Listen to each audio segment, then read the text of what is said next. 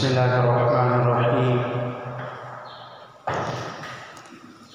الحمد لله رب العالمين والعاقبة للمتقين، والصلاة والسلام على سيد الأنبياء والمرسلين وعلى آله وصحبه أجمعين. أما بعد، فأعوذ بالله من الشيطان الرجيم. بسم الله الرحمن الرحيم.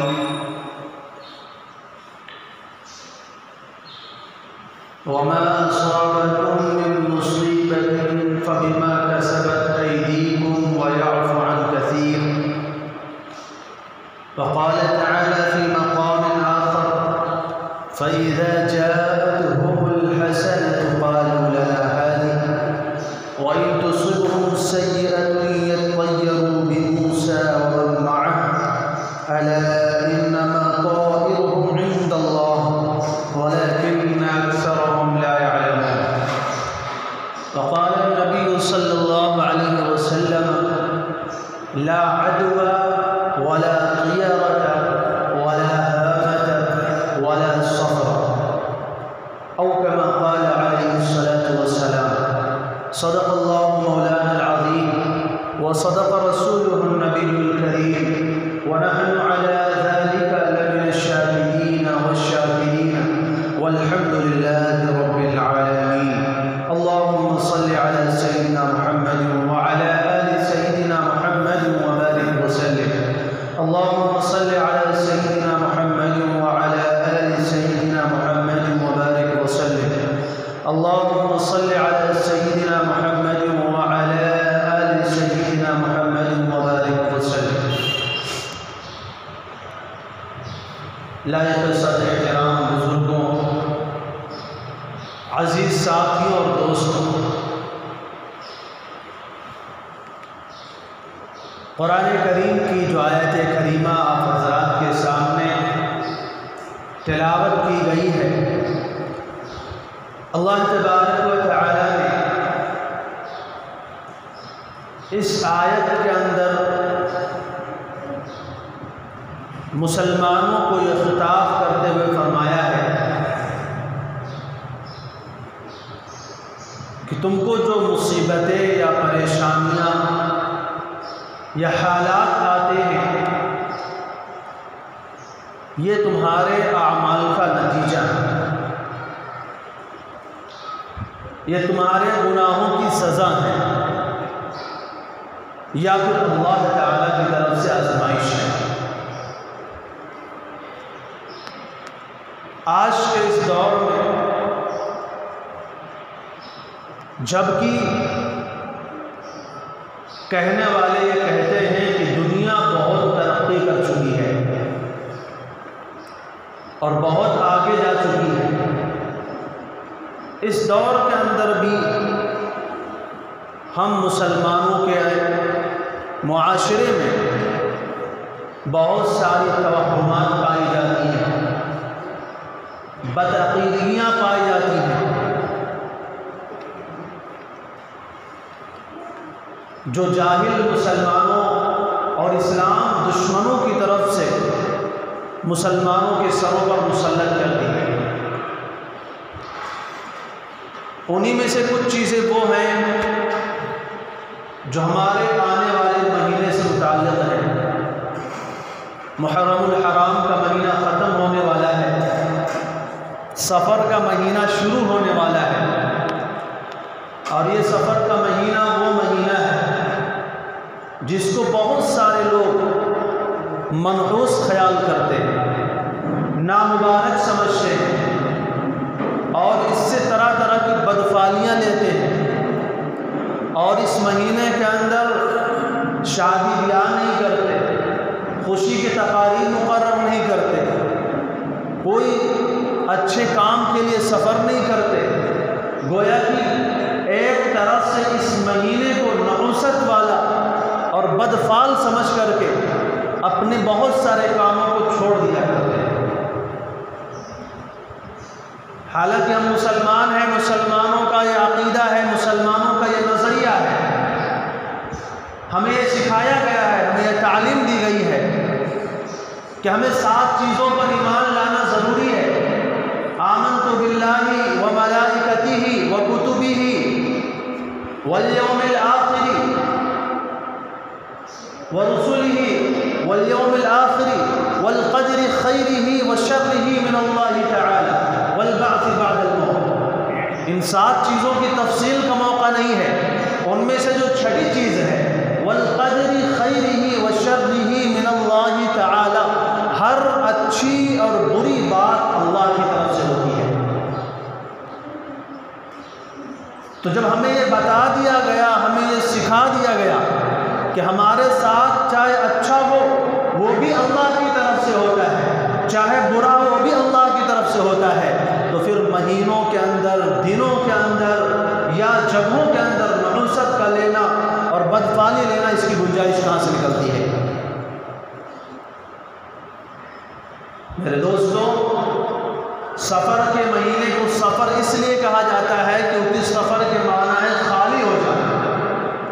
زمانے جاہلیت میں لوگ 3 مہینوں کو بہت ہی محترم سمجھتے تھے، ذی قعدہ، ذی الحجہ، محرم۔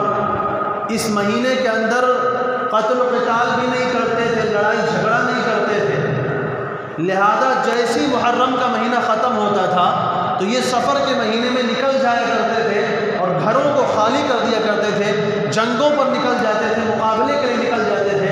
تو جب گھر خالی ہو جاتے تھے، اسی بنیاد پر اس کو سفر کہا گیا کہ اس کے معنی خالی ہو جانا۔ گویا کہ اس مہینے میں لوگوں کے گھر خالی ہو جایا کرتے تھے، لیکن لوگوں نے ان چیزوں کو کچھ اور ہی سمجھ لیا، کیونکہ سفر کے معنی گویا کہ صفر کے بالکل خالی ہو جانے کا مطلب یہ ہے کہ اس میں کوئی خیر نہیں ہے، اس میں کوئی بھلائی نہیں ہے، یہ مہینہ ہی نحوستوں والا مہینہ ہے، یہ مہینہ ہی بیماریوں والا مہینہ ہے۔ جیسا جاہلیت کے زمانے کے لوگ اس بات کا عقیدہ رکھتے تھے اور یہ سمجھتے تھے کہ سفر کا مہینہ جو ہے یہ بیماریوں والا مہینہ ہے، نحوستوں والا مہینہ ہے، اس میں لاکھوں طرح کی بیماریاں اترتی ہیں، پریشانیاں نازل ہوتی ہیں، مصائب نازل ہوتے ہیں۔ اس طرح کی چیزیں زمانے جاہلیت میں چل رہی تھی، جو آج تک ہمارے مسلمانوں کے اندر یہ باتیں موجود ہیں۔ بعض لوگ یہ سمجھتے ہیں کہ سفر ایک کیڑے کا نام ہے جو پیٹ کے اندر پیدا ہو جاتا ہے اور انسان اس کی وجہ سے ہلاک ہو جاتا ہے۔ بعض کا یہ کہنا تھا کہ سفر ایک دوسرے کیڑے کا نام ہے جس کی وجہ سے پیلیا ہو جاتا ہے، وہ انسان کی تباہی اور بربادی کا سبب بنتا ہے۔ بہرحال یہ وہ سارے توہمات تھے، یہ وہ بدعقیدگیاں تھیں جو زمانے جاہلیت کے اندر لوگوں میں پائی جاتی تھی، اور یہ چیزیں دھیرے دھیرے بڑھتے بڑھتے چلتے چلتے ہم مسلمانوں کے اندر بھی پائی جاتی ہیں، اور ہم مسلمانوں کے اندر بھی یہ باتیں موجود ہیں۔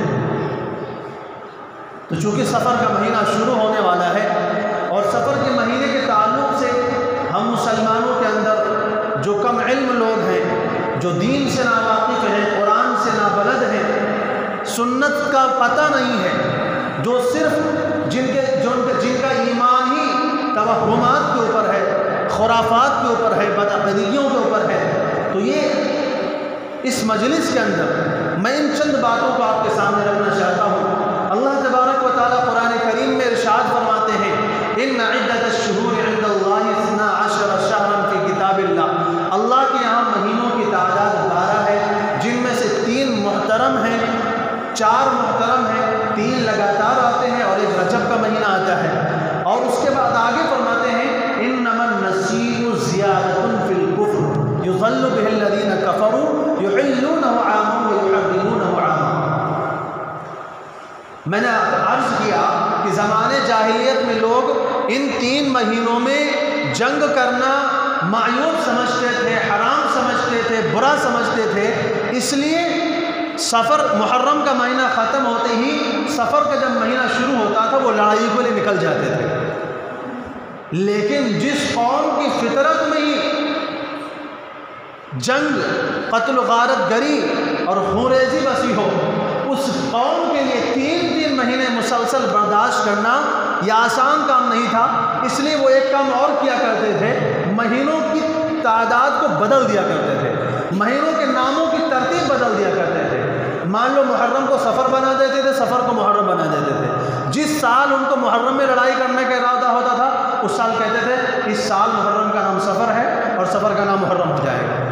تو گویا کہ وہ اپنے اعتبار سے رد و بدل کیا کرتے تھے۔ اللہ تعالیٰ نے اسی کو فرمایا انما النسی کے معنی ہے مؤخر کرنا، یعنی جو تم مہینوں کے نام کو آگے پیچھے کر دیتے ہو، کبھی محرم کو سفر بنا دیتے ہو، کبھی ربیع الاول کو سفر بنا دیتے ہو، کبھی جو ہے سفر کو جو ہے دوسرے مہینے کا نام دے دیا کرتے ہو، تو یہ جو مہینوں میں تبدیلیاں کرتے ہو، رد و بدل کرتے ہو، یہ تمہاری جہالت کا نتیجہ ہے اور یہ تمہاری کم علمی کا نتیجہ ہے۔ اللہ تعالیٰ نے جو مہینے بنائے ہیں ان کی تعداد 12 ہے اور وہ اسی ترتیب سے چلے آ رہے ہیں جس طرح پہلے دن اللہ تعالیٰ نے مہینوں کو پیدا فرمایا تھا۔ تو بہرحال زمانے جاہلیت کے اندر رائج بیماریوں میں اور خرافاتوں میں ایک بات یہ بھی تھی کہ وہ مہینے کے ناموں کو بدل دیا کرتے تھے۔ اب اس کے بعد ہم مسلمانوں کے اندر بھی بہت ساری ایسی باتیں پائی جاتی ہیں۔ ان میں سے ایک بات ہے جس کو کہتے ہیں 13 تیزی۔ سفر کے پہلی تاریخ سے لے کر کے 13ویں تاریخ تک ان 13 دنوں کو منحوس سمجھا جاتا ہے، بدفعلی لی جاتی ہے، اور یہ سمجھا جاتا ہے کہ ان دنوں کے اندر بیماریاں نازل ہوتی ہیں۔ کم علم اور نادان مسلمانوں کو ڈرایا جاتا ہے، دھمکایا جاتا ہے کہ ان دنوں میں فلاں کام نہیں کرنا، تم اچھے کام نہیں کرنا، شادی بیاہ نہیں کرنا، بچے کا جو ہے عقیقہ نہیں کرنا یا اور کوئی خوشی کے تقریب منعقد نہیں کرنا، ورنہ بیماریاں تمہارا پیچھا پکڑ لیں گی، بلائیں تمہارے پیچھے لگ جائیں گی، مصیبتیں تم کو گھیر لیں گی اور تم طرح طرح کی مشکلات میں پھنس جاؤ گے۔ اس طرح لوگوں کو ڈرایا جاتا ہے، دھمکایا جاتا ہے اور خوف زدہ کیا جاتا ہے، اور یہ سمجھانے کی کوشش کی جاتی ہے کہ سفر کے مہینے کی پہلی تاریخ سے لے کر کے 13ویں تاریخ تک یہ جو دن ہیں یہ منحوس ہیں، لہذا ان دنوں میں کوئی خیر کے کام نہ کرو۔ اور یہ منحوس کیوں ہے؟ اس کی وجہ یہ بتائی جاتی ہے کہ ان 13 دنوں میں رسول اللہ صلی اللہ علیہ وسلم کو بیماری لاحق ہوئی تھی، آپ بیمار ہوئے تھے، مرض الموت لاحق ہوا تھا اور اسی بیماری میں آپ کا انتقال بھی ہوا تھا۔ اب ذرا سوچنے کی بات یہ ہے کہ نبی صلی اللہ علیہ وسلم کی جو بیماری آئی، نبی صلی اللہ علیہ وسلم کا جس بیماری میں انتقال ہوا، آپ دنیا سے تشریف لے گئے، کیا وہ سفر کی پہلی تاریخ سے آئی تھی یا بعد میں آئی تھی؟ یہ بات تو طے شدہ ہے کہ رسول اللہ صلی اللہ علیہ وسلم 13 دن بیمار رہے، لیکن آپ جانتے ہیں کہ رسول اللہ صلی اللہ علیہ وسلم کا انتقال ربیع الاول کے مہینے میں ہوا۔ جب آپ کا انتقال ربیع الاول کے مہینے میں ہوا تو اب اگر 13 دنوں کا حساب لگایا جاتا ہے تو سفر کے آخری تاریخ سے یہ بیماری شروع ہوتی ہے، نہ کہ پہلی تاریخ سے شروع ہوتی ہے۔ اس کے بعد دوسری اور ایک اور روایت ہے، ایک اور خرافات ہے کہ سفر کے مہینے کا جو آخری چہارشنبہ، آخری جو بدھ ہوتا ہے، اس کو عید کی طرح مناتے ہیں۔ اس دن اچھے سے اچھے کپڑے پہنتے ہیں، اچھے سے اچھا کھانا بناتے ہیں، جیسا کہ عید الفطر کا تہوار ہو، عید الاضحیٰ کا تہوار ہو، اس طرح کا تہوار منایا جاتا ہے، خوشیاں منائی جاتی ہیں، رشتہ داروں کو دعوتیں دی جاتی ہیں، تقریب منعقد کی جاتی ہے اور لوگوں کو بلایا جاتا ہے، تفریح کے لیے نکلا جاتا ہے اپنے بچوں کو لے کر کے۔ کیوں؟ کہتے ہیں اس دن رسول اللہ صلی اللہ علیہ وسلم اپنی بیماری سے ٹھیک ہو گئے تھے۔ اب یہ عجیب بات ہے، پہلی تاریخ کو بیمار ہوئے تھے اور آخری چہارشنبے کو ٹھیک بھی ہوئے تھے اور بیماری بھی کل 13 دن کی ہوئی تھی۔ اب ان کے حساب سے مہینہ صرف 13 ہی دنوں کا ہوتا ہوگا، نہ کہ 30 دنوں کا۔ حالانکہ ہمیں سکھایا گیا، ہمیں یہ بتایا گیا کہ نہ مہینوں کے اندر کوئی نحوست ہوتی ہے اور نہ ہی کوئی خیر ہوتی ہے۔ جتنے بھی مہینے، جتنے بھی دن ہیں، سب کو اللہ نے بنایا ہے، سب اللہ کے بنائے ہوئے ہیں، ان میں بذات خود نہ کوئی نحوست ہے اور نہ ہی کوئی بھلائی ہے۔ بھلائی اور جو نحوست پیدا ہوتی ہے وہ کسی اور چیزوں کی وجہ سے پیدا ہوتی ہے۔ اس کو ہمیں دیکھنے کے لیے ہمیں قرآن پڑھنا پڑے گا، قرآن کے اندر جانا پڑے گا، قرآن کے معنی اور مطالب کو سمجھنا پڑے گا۔ اللہ تعالیٰ فرماتے ہیں وَمَا أَصَابَكُم مِّن مُّصِيبَةٍ، جو تم کو بیماریاں آتی ہیں، مصیبتیں آتی ہیں، وہ کس وجہ سے آتی ہیں؟ فَبِمَا كَسَبَتْ أَيْدِيكُمْ، یہ تمہارے کارناموں کا نتیجہ ہوتی ہے۔ تمہارے گناہوں کے نتیجے میں، تمہاری بدعمالیوں کے نتیجے میں، تمہاری شرارتوں کے نتیجے میں آتی ہیں۔ جب تم گناہ پہ گناہ کرتے جاتے ہو، جب معاشرے کے اندر بے حیائی پھیل جاتی ہے اور بدعمالی پھیل جاتی ہے، تب اللہ تعالیٰ بیماریاں ڈالتے ہیں، مصیبتیں ڈالتے ہیں، تکلیفیں ڈالتے ہیں۔ تو اللہ تعالیٰ تو ہمیں یہ سمجھا رہے ہیں کہ بیماریاں اور مصیبتیں جو آتی ہیں یہ اس وجہ سے آتی ہیں کہ تم اللہ کی نافرمانی کرتے ہو۔ اور یہ بات پہلے قوموں کے واقعات سے بھی ثابت ہے۔ اللہ تعالیٰ نے قوم عاد کے ہلاک ہونے کا سلسلہ کا واقعہ بیان فرمایا، اور کیا فرماتے ہیں؟ فَأَرْسَلْنَا عَلَيْهِمْ رِيحًا صَرْصَرًا فِي يَوْمٍ نَحْسٍ مُسْتَمِرٍ، ہم نے ان کے اوپر تند ہوا بھیجی، تیز ہوا بھیجی نحوست کے دن میں۔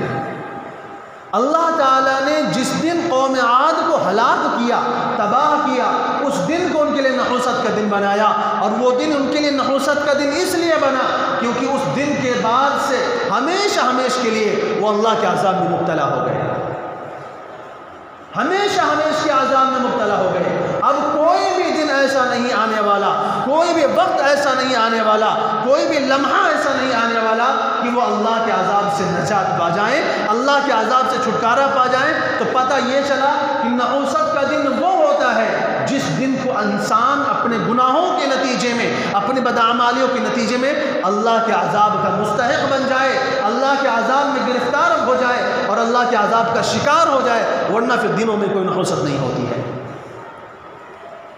چنانچہ علامہ ابن رجب حنبلی رحمۃ اللہ علیہ فرماتے ہیں، جو لوگ یہ سمجھتے ہیں کہ سفر کے 13 دن منحوس ہیں، یا سفر کے آخری دن منحوس ہیں، یا فلاں دن منحوس ہیں، یا فلاں وقت منحوس ہوتا ہے، فرمایا نحوست کا تعلق نہ تو کسی مہینے سے ہے اور نہ ہی کسی دن سے ہے، نہ ہی کسی وقت سے ہے، بلکہ نحوست جو ہوتی ہے وہ ہمارے اپنے اعمال میں ہوتی ہے۔ جس وقت ہم اچھے کام کرتے ہیں، خیر کے کام کرتے ہیں، نیکی کے کام کرتے ہیں، وہ وقت، وہ دن، وہ لمحہ ہمارے لیے مبارک ہو جاتا ہے، اور جس لمحے میں ہم گناہ کے کام کرتے ہیں، جس گھڑی میں ہم اللہ کی نافرمانی کرتے ہیں، اللہ کی لعنت، اللہ کی پھٹکار، اللہ کا غصہ آسمانوں سے ہمارے اوپر اتر رہا ہوتا ہے، وہ لمحہ اور وہ وقت ہمارے لیے نحوست کا ہوتا ہے۔ تو پتہ یہ چلا کہ نحوست دنوں میں نہیں ہوتی ہے، ہمارے اعمال میں ہوتی ہے، ہماری بدعمالیوں میں ہوتی ہے۔ جب ہم کھلم کھلا اللہ کے حکموں کو توڑ رہے ہوتے ہیں، جب ہم نمازوں کو چھوڑ رہے ہوتے ہیں، جب ہم جو ہے ٹی وی اور وی سی آر اور فلموں میں پڑے ہوتے ہیں اور ننگی ننگی جو ہے تصاویر دیکھ رہے ہوتے ہیں، یہ وقت ہمارے لیے نحوست کا ہوتا ہے، یہ وقت ہماری تباہی کا ہوتا ہے، یہ وقت ہماری بربادی کا ہوتا ہے، کہ اس وقت اللہ کا غصہ آسمانوں سے نازل ہو رہا ہوتا ہے، اللہ کی غضب، اللہ کی ناراضگی اتر رہی ہوتی ہے، وہ وقت ہمارے لیے نحوست کا ہوا کرتا ہے۔ تو علامہ ابن رجب حنبلی رحمۃ اللہ علیہ فرماتے ہیں کہ نہ دن میں کوئی نحوست، نہ مہینے میں کوئی نحوست، نہ وقت میں کوئی نحوست۔ جس وقت آپ کوئی خیر کے کام کرتے ہیں وہ وقت آپ کے لیے مبارک ہو جاتا ہے، اور جس وقت میں آپ کوئی نافرمانی کے کام کرتے ہیں، گناہ کے کام کرتے ہیں، وہ وقت آپ کے لیے منحوس ہو جایا کرتا ہے۔ تو عرض یہ کر رہا تھا کہ لوگ یہ کہتے ہیں کہ نبی صلی اللہ علیہ وسلم چونکہ سفر کے مہینے میں بیمار ہوئے، بیمار بھی آخری تاریخ میں ہوئے، لیکن عجیب بات ہے کہ پہلی تاریخ میں کو منحوس سمجھنا شروع ہو جاتے ہیں۔ اب دوسری بات ہمیں یہ سمجھنے کی ہے، یہ غور کرنے کی ہے، کیا بیماری کا آنا یا مصیبت کا آنا نحوست کی چیز ہوتی ہے؟ کیا بیماری کا آنا ایسی چیز ہے کہ اس کی وجہ سے کوئی دن منحوس ہو جاتا ہے، کوئی مہینہ منحوس ہو جاتا ہے، کوئی تاریخ منحوس ہو جاتی ہے، یا کوئی وقت منحوس ہو جاتا ہے؟ تو اب ہم اسی بات کو بھی سمجھنے کے لیے ہمیں قرآن میں جانا پڑے گا، رسول اللہ کے فرمان کو دیکھنا پڑے گا۔ چنانچہ رسول اللہ صلی اللہ علیہ وسلم فرماتے ہیں، عجبا لامر المؤمن، مومن کے معاملے پر تعجب ہوتا ہے، فإن الامر كله خیر، کیونکہ مومن کے ہر کام میں بھلائی بھلائی ہے۔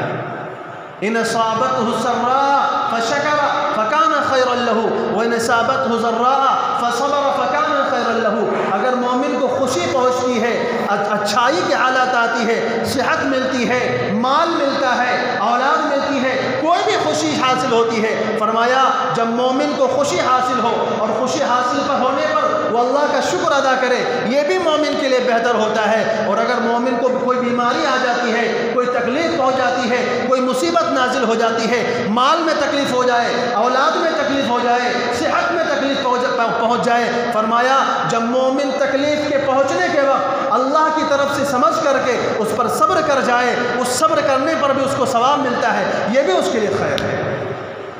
تو خوشی بھی خیر، غمی بھی خیر، صحت بھی خیر، بیماری بھی خیر، ہر چیز میں خیر ہی خیر ہے۔ تو جب نبی صلی اللہ علیہ وسلم ہر چیز کو خیر بتا رہے ہیں تو بیماری منحوس کہاں سے ہو گئی؟ اور ذرا سنیے، ایک انصاری عورت جن کا نام حضرت ام سعید رضی اللہ تعالیٰ عنہ ہے، وہ بیمار تھی اور بیماری کی وجہ سے اتنا تیز ان کو بخار چڑھا ہوا تھا کہ وہ ٹھٹر رہی تھی، کانپ رہی تھی، تھر تھرا رہی تھی۔ رسول اللہ صلی اللہ علیہ وسلم ان کی عیادت کے لیے تشریف لے گئے، ان سے پوچھا کیا حال ہے؟ انہوں نے کہا مجھے بہت تیز بخار پہنچا ہوا ہے، اللہ اس کو مبارک نہ فرمائے، اللہ اس کو ختم فرمائے، اس میں برکت نہ ڈالے۔ تو رسول اللہ صلی اللہ علیہ وسلم نے فرمایا بخار کو برا مت کہو، بخار کو برا مت کہو، کیونکہ جس بندے کو بخار آتا ہے اس کے گناہ ایسے صاف ہو جاتے ہیں جس طرح جب تم لوہے کو آگ کی بھٹی میں ڈالتے ہو، اس آگ کے اندر جانے کی وجہ سے اس لوہے کا جو زنگ ہوتا ہے، جو میل کچیل ہوتا ہے، جس طرح اس لوہے سے میل کچیل صاف ہو جاتا ہے، ایسے ہی بیماریوں کے آنے کے وقت انسان کے گناہ صاف ہو جاتے ہیں۔ اب ذرا سوچئے، ایک بات سمجھیے ذرا، ہم میں سے ہر کوئی کتنا بھی بڑا گنہگار ہو، وہ دن رات اللہ کی نافرمانی کرتا ہو، لیکن اگر اس سے آپ اس کی خواہش پوچھیں گے تو کیا پوچھیں گے؟ وہ کیا کہے گا؟ میری خواہش یہ ہے کہ میرا خاتمہ ایمان پر ہو جائے، اللہ میرے سارے گناہوں کو معاف کر دے اور مجھے جنت میں داخل کر دے۔ ہر ایک کی یہ تمنا ہوتی کہ نہیں ہوتی ہے؟ تو جس چیز کی وجہ سے ہمارے گناہ معاف ہو رہے ہوں، ایک اور روایت میں رسول اللہ صلی اللہ علیہ وسلم فرماتے ہیں ما من مؤمن یصیب اذن من وصب ولا اذن، جس مومن کو کوئی بیماری پہنچتی ہے، کوئی تکلیف پہنچتی ہے، حتی الشوکۃ یشاکھها، یہاں تک کہ اس کے قدموں میں اگر کانٹا بھی چبھ جائے، اللہ تعالیٰ اس کی وجہ سے اس کے گناہ کو معاف کرتے ہیں، جنت میں اس کے لیے ایک درجہ بلند کرتے ہیں، اس کے نام اعمال میں ایک نیکی لکھ دی جاتی ہے۔ تو اب جس چیز کی وجہ سے ہمارا گناہ معاف ہو رہا ہو، جس چیز کی وجہ سے اللہ کی خوشی ہمیں نصیب ہو رہی ہو، جس چیز کی وجہ سے جنت میں ہمارا درجہ بلند ہو رہا ہو، وہ چیز منحوس کیسے ہو سکتی ہے؟ وہ تو مبارک ہے، وہ تو ہمارے لیے بھلائی ہے۔ چنانچہ ایک روایت میں خود رسول اللہ صلی اللہ علیہ وسلم فرماتے ہیں جب اللہ تعالیٰ کسی مسلمان کے ساتھ بھلائی کا ارادہ کرتے ہیں، اللہ تعالیٰ اس کو بیماری میں مبتلا کر دیتے ہیں۔ جب اللہ تعالیٰ کسی مسلمان کے ساتھ بھلائی کا ارادہ کرتے ہیں، اللہ اس کو بیماری میں ڈال دیتے ہیں۔ بیماریوں میں تمہارے گناہ ایسے جھڑتے ہیں جیسا کہ پتجھڑ کے موسم میں سوکھے درختوں سے پتے جھڑا کرتے ہیں اور پتوں سے درخت ایک دم خالی ہو جاتا ہے۔ فرمایا جب انسان بیمار ہوتا ہے، اس کو مصیبت آئی ہوتی ہے، جب اس کو کوئی تکلیف پہنچی ہوتی ہے، لیکن صبر ضروری ہے، اگر وہ صبر کر جاتا ہے اللہ تعالیٰ اس کے نتیجے میں اس کے گناہوں کو ایسے صاف کر دیتے ہیں جیسے پتجھڑ کے موسم میں درختوں سے پتے صاف ہو جایا کرتے ہیں۔ آپ دیکھیے پتجھڑ کے موسم میں ایک بھی پتا آپ کو درختوں پہ نہیں ملتا ہے، پورے کے پورا درخت خالی ہو جاتا ہے پتوں سے۔ تو عرض یہ کر رہا تھا کہ اگر رسول اللہ صلی اللہ علیہ وسلم کو بیماری پہنچی ہی تھی تو یہ بیماری آپ کے لیے نحوست کی چیز نہیں تھی، یا آپ کے لیے خیر کی چیز تھی، یا آپ کے لیے مزید اللہ کے یہاں قرب کی چیز تھی، اللہ کے رفع درجات کی چیز تھی۔ بہرحال یہ جو عرض یہ کر رہا تھا کہ ہمارے معاشرے کے اندر ایک یہ خرافات کہہ لیجئے، ایک بدعقیدگی کہہ لیجئے، بدعمالی کہہ دیجئے جو معاشرے کے اندر رائج ہے 13 تیزی کے نام سے، کہ لوگ اس کو منحوس سمجھتے ہیں اور یہ سمجھتے ہیں کہ ان 13 دنوں میں مصیبتیں نازل ہوتی ہیں۔ اگر مصیبتیں نازل بھی ہوتی تب بھی یہ منحوس نہیں تھا۔ اولاً تو اس کی کوئی حقیقت نہیں ہے کہ ان 13 دنوں میں بیماری آتی ہے، بلکہ ان 13 سفر کے مہینے کے اندر جو لوگ منحوس سمجھتے ہیں ان کو میں یہ بتانا چاہتا ہوں کہ اسلامی تاریخ میں بڑے بڑے واقعات سفر کے مہینے میں پیش آئے ہیں، جن میں سے رسول اللہ صلی اللہ علیہ وسلم نے بعض ازواج مطہرات سے شادیاں بھی اسی مہینے میں فرمائی، اور آپ صلی اللہ علیہ وسلم نے سب سے پہلی جنگ جو اسلام کی تاریخ میں پیش آئی، جنگ ابوا کے نام سے جانا جاتا ہے۔ آپ تو غزوہ بدر کو مشہور جنگ ہے، وہ بڑی جنگ ہے، اس لیے اس کے نام سے آپ جانتے ہیں، اس کے نام سے واقف ہیں۔ حقیقت میں اسلامی تاریخ کی جو سب سے پہلی جنگ ہے، چھوٹی جنگ تھی جس کو غزوہ ابوا کے نام سے جانا جاتا ہے، وہ غزوہ ابوا بھی صفر کے مہینے میں پیش آیا۔ دوسری چیز، سن 7 یا 6 ہجری میں جب فتح خیبر ہوا، جس میں حضرت علی رضی اللہ تعالیٰ عنہ نے اکیلے دم پر یہودیوں کا دروازہ اکھاڑ کر پھینک دیا تھا اور پورے کے پورے یہودیوں کے قلعے کو فتح کیا تھا، وہ فتح خیبر بھی صفر کے مہینے میں ہوا تھا۔ تیسری چیز، رسول اللہ صلی اللہ علیہ وسلم نے رومیوں کا مقابلہ کرنے کے لیے ایک اہم لشکر روانہ فرمایا تھا، حضرت اسامہ بن زید رضی اللہ تعالیٰ عنہ کی قیادت میں وہ لشکر بھی صفر کے مہینے میں روانہ ہوا تھا۔ چوتھی چیز، رسول اللہ صلی اللہ علیہ وسلم نے جب مکے سے مدینہ منورہ کی طرف ہجرت فرمائی، جو ہجرت کا سفر تمام مسلمانوں کے لیے خیر کا ذریعہ بنا، کیونکہ جب مسلمان مدینے پہنچے ہیں اس کے بعد ہی اسلام دنیا میں پھیلا ہے۔ آپ جانتے ہیں جب تک مسلمان مکے میں رہے، مسلمان مرتے رہے، مارے جاتے رہے، ان کو ستایا جاتا رہا، پٹتے رہے، پستے رہے اور تکلیفیں برداشت کرتے رہے، لیکن جب مدینہ گئے ہیں اللہ تعالیٰ نے ان کو قوت دی ہے، اللہ نے ان کو طاقت دی ہے، اس کے بعد انہوں نے کافروں کا نام و نشان مٹایا ہے، پورے جزیرۃ العرب کو کفر کے نام و نشان سے پاک و صاف کیا ہے۔ یہ ہجرت کا جو سفر جو مسلمانوں کے لیے مبارک ثابت ہوا، یہ ہجرت کا سفر بھی رسول اللہ صلی اللہ علیہ وسلم نے سفر کے مہینے میں فرمایا تھا۔ آگے چل کر دیکھتے ہیں حضرت عمر رضی اللہ تعالیٰ عنہ کے دور خلافت میں، جب اس وقت کا سپر پاور ایران، جو اس وقت کے کسرا کے نام سے مشہور تھا، جو اس وقت کا سب سے بڑی طاقتور حکومت تھی، آدھی دنیا پر ان کی بادشاہی ہوا کرتی تھی، وہ ایران کا جو تخت پلٹا گیا اور ایران کے اوپر جو قبضہ کیا گیا اور کسرا کی حکومت کو ختم کیا گیا اور مسلمانوں کو اللہ تبارک و تعالیٰ نے ایک بڑی عظیم فتح سے جو ہے مالا مال فرمایا، وہ فتح مدائن، وہ کسرا کا جو فتح ہے وہ بھی صفر کے مہینے میں ہوا تھا۔ تو اگر صفر کا مہینہ اتنا ہی منحوس ہے تو مسلمانوں کے لیے اتنے بڑے بڑے کارنامے اس صفر کے مہینے میں کیسے پیش آئے؟ اللہ تبارک و تعالیٰ نے مسلمانوں کی اتنی بڑی بڑی خوشخبریاں اس مہینے میں کیسے سنائیں؟ معلوم یہ ہوا کہ جو لوگ جاہل لوگوں کی طرف سے جو لوگوں کو یہ بتایا جاتا ہے اور یہ سمجھایا جاتا ہے یا ڈرایا جاتا ہے، خوفزدہ کیا جاتا ہے کہ ان دنوں میں کوئی کام نہیں کرنا، شادی بیاہ نہیں کرنا، فلاں کام نہیں کرنا، فلاں کام نہیں کرنا، اس کی کوئی حقیقت نہیں ہے، اس کی کوئی اصلیت نہیں ہے۔ میں نے خطبے کے اندر جناب رسول اللہ صلی اللہ علیہ وسلم کی ایک حدیث آپ حضرات کے سامنے پڑھی تھی، میں اسی حدیث کا خلاصہ کر کے اپنی بات کو ختم کرنا چاہوں گا۔ رسول اللہ صلی اللہ علیہ وسلم فرماتے ہیں لا عدوا، بیماریاں منتقل خود بخود نہیں ہوتی۔ لوگوں کا یہ خیال تھا کہ بہت ساری بیماریاں ایسی ہیں جو ایک دوسرے کو لگ جانے والی ہوتی ہیں، رسول اللہ صلی اللہ علیہ وسلم نے اس خیال کی تردید فرمائی کہ کوئی بیماری اپنے آپ سے کسی کو نہیں لگ سکتی۔ آپ جانتے ہیں ایک ہی گھر میں کئی طرح کے لوگ ہوتے ہیں، بعض لوگ بیمار ہوتے ہیں، بعض لوگ صحت مند ہوتے ہیں، تو اگر بیماریاں ایسی ایک دوسرے کو منتقل ہو جاتی تو گھر کا کوئی بھی فرد صحت مند باقی نہیں رہتا۔ اس لیے رسول اللہ صلی اللہ علیہ وسلم نے سمجھایا کہ بیماریاں خود بخود نہیں لگتی، ہاں جب اللہ کی مرضی شامل حال ہو تو ایک کی بیماری دوسرے کو لگ جاتی ہے۔ ایک دیہاتی صحابی آئے، جب رسول اللہ صلی اللہ علیہ وسلم نے فرمایا کہ بیماریاں کسی کو نہیں لگتی تو انہوں نے کہا ہم دیکھتے ہیں کہ ایک اونٹ کو کھجلی ہوتی ہے، وہ اونٹ جب دوسرے اونٹوں میں چلا جاتا ہے تو دوسروں اونٹوں کو بھی کھجلی ہو جاتی ہے، تو رسول اللہ صلی اللہ علیہ وسلم فرماتے ہیں اگر تم یہ سمجھتے ہو کہ ان دوسرے اونٹوں کو کھجلی اس اونٹ کی وجہ سے لگی ہے تو یہ بتاؤ کہ پہلے اونٹ کو کھجلی کہاں سے لگی ہے۔ مطلب یہ ہے کہ بیماریوں کے اندر خود کوئی تاثیر نہیں ہے متعدی ہونے کی، ایک دوسرے کو لگنے کی۔ جب اللہ کی مرضی شامل حال ہوتی ہے تو بیماریاں لگ جاتی ہیں، جب اللہ کی مرضی نہیں ہوتی تو بیماریاں نہیں لگتی۔ اللہ تعالیٰ چاہے تو انسان طرح طرح کے احتیاط کر لے، تمام انتظامات کر لے، وہ بیماری سے نہیں بچ سکتا، اور اللہ کی مرضی شامل حال نہ ہو تو انسان کوئی بھی احتیاطی تدبیر نہ اپنائے، بیماری نہیں لگ سکتی۔ تو پہلی بات فرمائی لا عدوہ، بیماری نہیں لگتی۔ دوسری بات فرمائی ولا طیرۃ، بدفعلی کی کوئی حقیقت نہیں ہے۔ جاہلیت کے زمانے میں لوگ پرندوں کو اڑا کر کے فال نکالا کرتے تھے، اگر پرندہ داہنی طرف اڑ گیا تو اب یہ کام کرنا چاہیے یا سفر کرنا چاہیے، جس کام کے لیے بھی فال نکالتے تھے تو پرندے کو اڑا کر کے اس کے ذریعے پھال نکالتے تھے. اگر پرندہ داہنی طرف اڑ جاتا تو یہ سمجھتے تھے کہ ہمیں یہ کام کرنا چاہیے. اگر پرندہ بائیں طرف نکل جاتا تو کہتے تھے نہیں، اس میں اب برائی ہے، اس میں نحوست ہے، یہ کام نہیں کرنا چاہیے. رسول اللہ صلی اللہ علیہ وسلم فرماتے ہیں اس کی کوئی حقیقت نہیں ہے. لیس منا، ایسے آدمی سے ہمارا کوئی تعلق نہیں. من تطیر او تطیر لہ، جو بدفعلی خود اپنے لیے نکالے یا دوسرے کے لیے نکالے.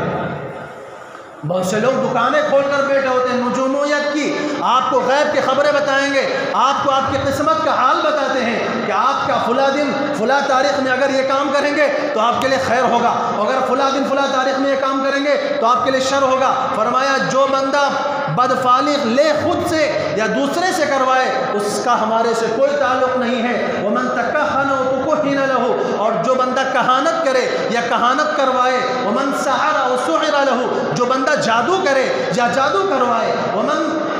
ومن اتا کاہنا او عرافا فصدقه بما یقول، اور جو بندہ کسی نجومے کے پاس جا کر کے جو غیب کی خبریں بتاتا ہے، جو آئندہ ہونے والے زمانے کی باتیں بتاتا ہے، اس کے پاس جا کر کے کوئی بات اس سے پوچھتا ہے کہ ہماری قسمت کا حال بتائیے کہ ہمارے ساتھ آگے کیا ہونے والا ہے، ہماری زندگی میں کیا پیش آنے والا ہے. فرمایا اگر اس بندے کی بات پر اس بندے نے یقین کر لیا تو اس یقین کرنے والے کی 40 دن تک نماز قبول نہیں ہوتی ہے. اور دوسری روایت میں فرمایا اگر کوئی بندہ کسی کاہن کے پاس جا کر، کسی نجومے کے پاس جا کر کے یا کسی غیب کی خبر بتانے والے کے پاس جا کر کے اس کی بات کی تصدیق کرتا ہے، اس کی بات کو سچ مانتا ہے، فقد کفر بما انزل علی محمد صلی اللہ علیہ وسلم، تو اس نے محمد صلی اللہ علیہ وسلم کا انکار کر دیا، اس نے محمد صلی اللہ علیہ وسلم کی نبوت کا انکار کر دیا. تو بدفعلی کی یہ حقیقت ہے. رسول اللہ صلی اللہ علیہ وسلم کے سامنے بدفعلی کا ذکر کیا گیا تو رسول اللہ صلی اللہ علیہ وسلم نے فرمایا بدفعلی کی کوئی چیز نہیں ہے. فرمایا وخیر الفعل، نیک فعلی چیز اچھی چیز ہے. رسول اللہ صلی اللہ علیہ وسلم نیک فعلی کو پسند فرماتے تھے، بدفعلی کو پسند نہیں فرماتے تھے. نیک فعلی کا مطلب یہ ہے کہ کوئی کام آپ کو کرنا ہے، اب اس کی مناسبت سے کوئی اچھی چیز پیش آ گئی، آپ اس کے لیے سوچیں ہاں ہمارا یہ کام ہو جائے گا. جیسے کہ خود رسول اللہ صلی اللہ علیہ وسلم جب ہجرت کے سفر پہ جا رہے تھے، ایک بندہ ملا راستے میں، اس کا نام سعد تھا. پوچھا کیا نام ہے تمہارا؟ اس نے کہا ہمارا نام سعد ہے. اب سعد کے معنی نیک بختی، کامیابی، تو فرمایا سعدنا، ہم تو کامیاب ہو گئے. یہ ہے نیک فعلی کہ کوئی اچھی چیز. ایک بیمار ہے، بیمار آدمی کے سامنے کوئی بندہ گزرتا ہے، اس کا نام سالم ہے. اب سالم کے معنی صحت والا، تندرستی والا. اب اس کے سامنے جب ایسا نام آ جاتا ہے تو اب اس سے بندہ یہ سمجھے کہ اب میں بھی صحت پا جاؤں گا. تو رسول اللہ صلی اللہ علیہ وسلم کو نیک فعلی پسند تھی لیکن بد فعلی کو آپ پسند نہیں فرمایا کرتے تھے. فرمایا جو بندہ بد فعلی کو کرتا ہے وہ شرک کرتا ہے. الطیرۃ شرک، الطیرۃ شرک، الطیرۃ شرک. 3 مرتبہ فرمایا کہ بد فعلی لینا شرک ہے، بد فعلی لینا شرک ہے، بد فعلی لینا شرک ہے. کیوں؟ یہ اس لیے کیونکہ اللہ تعالیٰ ہمیں بتاتے ہیں، اللہ تعالیٰ ہمیں سمجھاتے ہیں وما اصاب من مصیبت فی الارض ولا فی انفسکم الا فی کتاب من قبل ان نبراها. زمین میں کوئی مصیبت نازل ہو، زمین میں کوئی بیماری نازل ہو، یا تمہاری جان کے اوپر کوئی مصیبت نازل ہو، تمہاری صحت کے اوپر کوئی مصیبت نازل ہو، اللہ تعالیٰ فرماتے ہیں کہ تمہارے پیدا ہونے سے پہلے ہی ہم نے یہ مصیبت تمہارے مقدر میں لکھ دیا تھا. جب پہلے ہی لکھ دی جا چکی ہے، جب ساری چیزوں کا فیصلہ پہلے ہی ہو چکا ہے تو اب ہمارے کرنے نہ کرنے سے کچھ نہیں ہوتا ہے.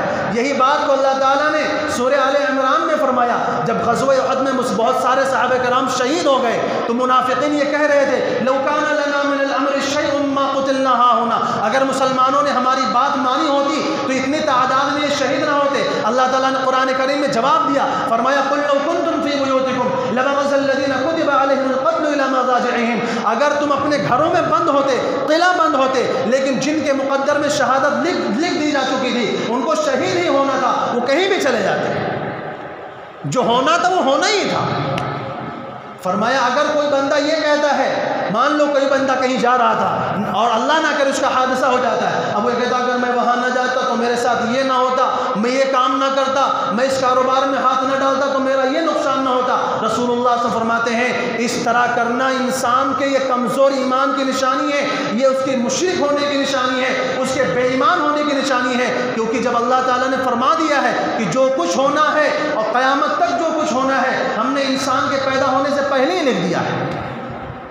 آپ جانتے ہیں جب ماں کے پیٹ میں حمل ٹھہرتا ہے تو اللہ تعالیٰ جب حمل 4 مہینے کا ہو جاتا ہے اللہ تعالیٰ فرشتے کو بھیجتے ہیں اور اس کے بارے میں 4 چیزیں لکھوا دیتے ہیں. اس کی عمر کتنی ہوگی, جوانی میں مرے گا, بڑھاپے میں مرے گا کہ بچپنے میں جائے گا. عمر پہلے ہی سے لکھ دی جاتی چکی ہوتی ہے. اب وہ حادثے میں مر جائے, ایکسیڈنٹ میں مر جائے, بیماری میں مر جائے, ویسے ہی مر جائے.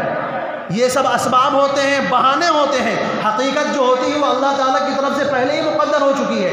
اللہ تعالیٰ نے ماں کے پیٹ میں لکھ دیا ہے کہ اس بندے کو کتنے دن زندہ رہنا ہے, اور دوسری اس کی روزی لکھ دی جاتی ہے, اس کو مالدار بنانا ہے, غریب بنانا ہے, کتنی روزی دینی ہے, یہ بھی ماں کے پیٹ سے طے شدہ ہے.